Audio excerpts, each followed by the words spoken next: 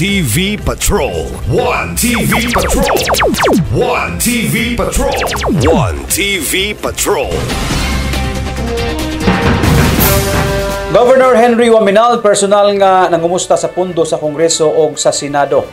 Personal nga gikumusta ni Governor Henry Sevilla Waminal ang gipangayong pundo aron mahuman sa hingpit ang mga dagkong proyekto sa probinsya. Ang Amura po Asenso Misamis Occidental Resort and Aquamarine Park nagkinahanglan og 400 million pesos og ang AMOMC o Asenso Misamis Occidental Medical Center nagkinahanglan usab og pila ka milyon ka pesos sa pagtiwas o pagpalit usab sa mga kinahanglang medical equipment. Gawas nga nahimamat personal si House Speaker Martin Romualdez sa Kongreso nakasakmit pa gayod siya og 115 million pesos gikan sa Speaker og ang gipasalig nga pondo gikan ni DSWD Secretary Rex Gatchalian aron matunulan pa og laing ayudang pinansyal ang tabangonon nga mga sektor sa probinsya hangtod sa bulan sa Disyembre. Gawas nga nagpaabot ang gobernador sa gipangayong pondo gikan sa General Appropriations Act sa 2025 iyang gipasalamatan daan ang gipasalig nga pundo gikan kay Congressman Jason Almonte nga may kantidad og 100 million pesos og 80 million pesos gikan kang 2nd District Congressman Ando Waminal isip dugang magamit sa nagpadayong trabaho sa AMOMC. Ako usang nabisitaan si Secretary Gatchalian sa DSWD kay atong gihanay ang mga payouts for kung mahimo tanang misamis nun makadawat og ayuda hangtod karong Pasko, no? Pakita po ang atong picture with Secretary Gatchalian, no?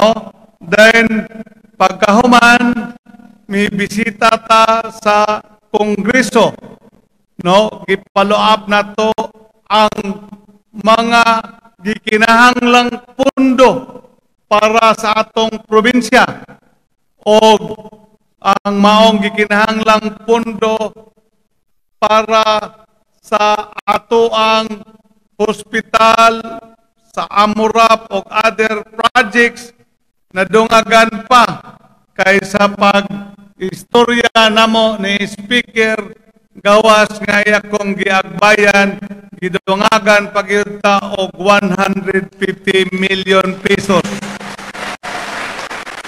No. Munang bantayan ninyo basta mga sinsiro kaning politiko nga mangagbay dili na mo'y mudawat mo na'y manghatag. Ato pong gipalo up dito sa Senado. So, all in all, ang atong gikinahanglan nga 400 million pesos para completion sa ato ang medical center, no? Ato nang nakuha ang maong pondo.